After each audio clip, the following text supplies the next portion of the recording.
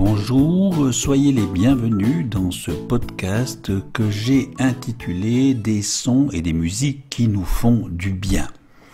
Ne vous êtes-vous jamais demandé pourquoi la musique fait autant partie intégrante de la vie ? Lorsque vous interrogez la plupart des gens sur une chose dont il ne pourrait pas se passer, la musique est généralement la réponse qui revient le plus. La musique a la capacité de nous faire pleurer, rire et voyager dans des endroits que nous n'aurions pas imaginé aller. Mais pourquoi donc ? Eh bien, la réponse résiderait quelque part dans les domaines de la physique quantique. Comme vous le savez, nous sommes composés d'un tas d'atomes, 7 × 10 puissance 27 atomes pour être précis.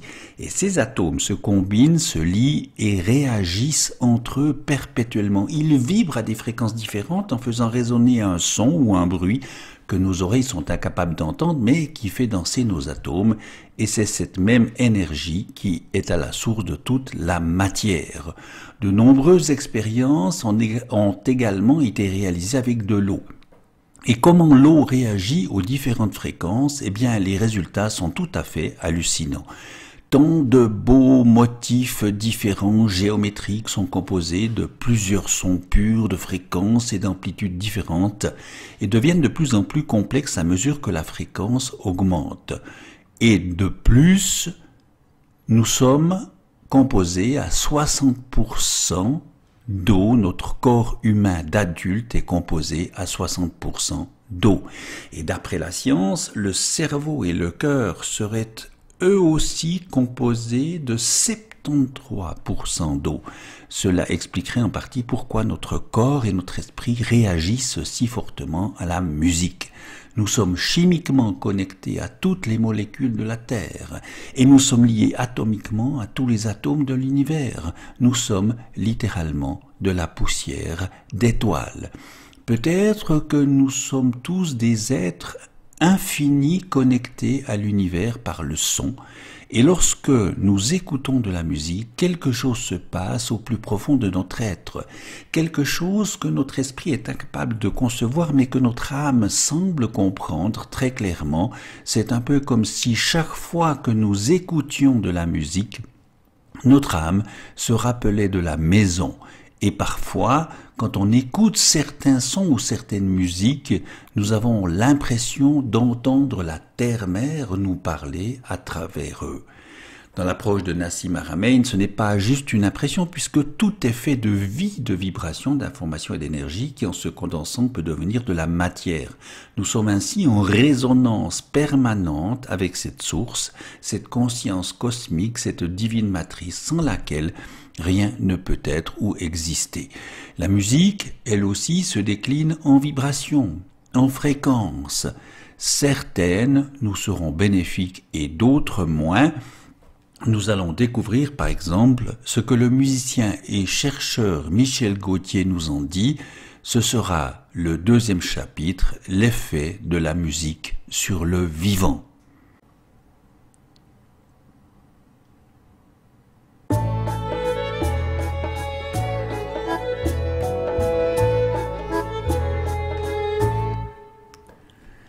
La musique agit bien entendu autant sur les humains qu'elle pourra agir sur les autres règnes, sur le minéral, le végétal ou l'animal. Quand notre corps entend de la musique, il libère de l'endorphine et de l'ocytocine. L'endorphine est une substance qui est naturellement synthétisée par l'organisme. Elle apaise de la même façon que lorsqu'on reçoit de la morphine à l'hôpital, elle réduit le stress. Quand la musique captive, hypnotise, elle libère de l'endorphine, mais elle détourne l'attention de la douleur et peut même la faire disparaître. Quant à l'ocytocine, qui est aussi une substance naturelle, elle apporte bien-être, une baisse de la tension artérielle, un comportement affectif et j'en passe, que des bonnes choses. La musique donc nous est directement bénéfique, mais une fréquence l'est particulièrement, c'est la fréquence de 432 Hz qui est qualifiée par les scientifiques de naturelle. Ils ont calculé les fréquences de résonance des atomes et molécules dans la nature et vérifié que l'oscillation à 432 Hz est une fréquence de résonance de l'eau alors que le 440 Hz ne l'est pas. Rappelons que l'eau est un constituant majeur de toute la vie sur Terre, depuis les bactéries jusqu'aux organismes les plus développés. Ceci nous laisse présager de l'incidence d'une telle fréquence sur l'être humain, et harmoniser un instrument à 432 Hz entraîne un son plus relaxant, tandis que le 440 Hz peut crisper légèrement le corps, cela parce que la résonance 440 est en désaccord avec le macrocosme et le microcosme. Cette fréquence de 432 Hz est accordée avec notre système solaire. Mais d'autres fréquences le seront. Par exemple, le Sol à 384 Hz s'accorde avec l'oxygène. Le Do, qui est à 256 Hz, est une fréquence de résonance qui active la chlorophylle des plantes. La note Do dans la gamme du diapason à 432 Hz est une note harmonique qui est en harmonie avec la fréquence de la lumière, justement qui intervient à travers la photosynthèse. Tout ceci ne peut pas être de simple coïncidence. La musique accordée à 440 Hz peut appauvrir sournoisement, souvent figer des sons répétitifs qui conduisent insidieusement l'individu vers une intellectualisation, vers une vision cartésienne et mentalisée. Une expérience récente réalisée dans le métro de Newcastle en Angleterre montre que les responsables de la sécurité des stations ont remplacé la diffusion de musique rock par de la musique baroque 432 Hz. Eh bien, résultat, le vandalisme et les agressions ont diminué de moitié. Depuis, tous les services ont reçu ordre de diffuser des mélodies douces. Nous pourrions imaginer d'ailleurs un monde baigné de télé, de radio, de musique, etc., dont les accords seraient sur la fréquence de 432 Hz. Ne serions-nous pas tous plus intuitifs et plus en harmonie ? La fréquence de 432 Hz permet d'harmoniser notre ADN, nos cellules et d'augmenter notre conscience spirituelle tout en ouvrant le chakra du cœur pour le mettre en harmonie avec l'univers. Et l'écoute de la fréquence à 432 Hz a des effets profonds sur la conscience et le niveau vibratoire de chaque cellule de notre corps en procurant rapidement une consolidation du système neurovégétatif en un état de bien-être. Et nous verrons tout cela encore plus en détail à travers un exemple mis en évidence par Michel Gauthier, l'exemple du canon de Pachelbel.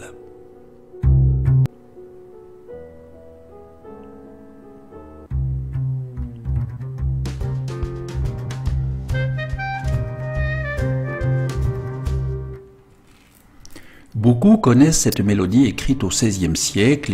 Il a été découvert scientifiquement ceci, cette musique relaxante a la particularité d'avoir 8 notes correspondant exactement aux fréquences d'activité des 8 acides aminés primordiaux chez les humains.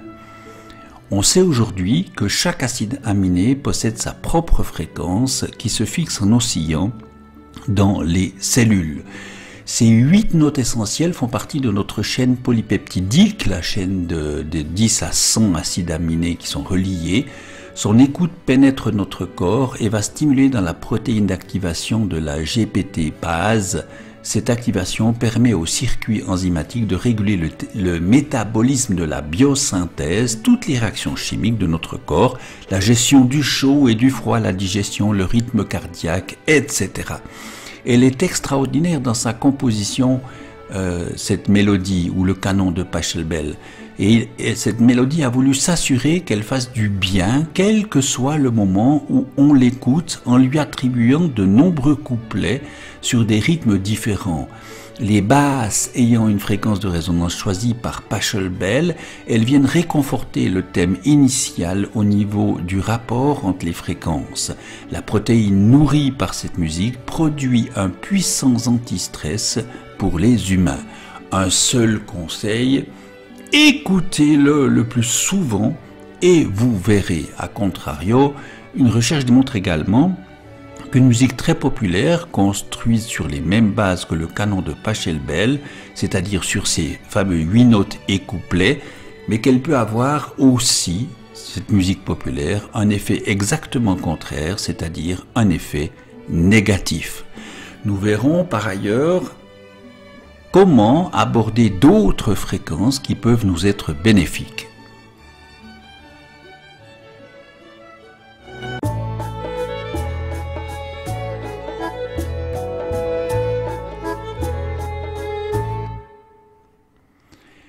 Parmi les fréquences qui peuvent nous être bénéfiques figure au centre de tous ces triangles que vous pouvez découvrir sur l'image 528 Hz. Elle est considérée comme la vibration de l'amour universel.